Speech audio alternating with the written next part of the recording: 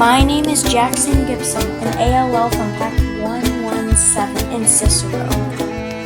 We started our journey in Camillus, where there is an Erie Canal museum. The museum has a replica of the original Sims store where people would shop at the canal. There's also a replica of the Lock 50 Lockhouse. Lock tenders lived in the lockhouse. They were responsible for opening and closing the lock valves and gates. Doing so allowed water to flow, manipulating into or out of the lock chamber, allowed boats to either lift or be lowered to the next level of the canal, like boat elevators. Aqueducts were like water bridges over obstacles, which allowed the canal to maintain its level route. There were 18 aqueducts over the waterways in the original Erie Canal. Only one restored navigational aqueduct remaining on the original Erie Canal is the 9 Mile Creek Aqueduct in Camillus, New York. The Erie Canal is 363 miles long from Buffalo to Albany. Construction started in 1817 and was complete in 1825. This year is the canal's 200th year in existence.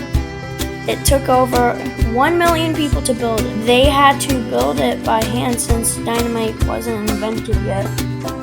The canal was important as it lowered shipping costs of goods and reduced time to move them.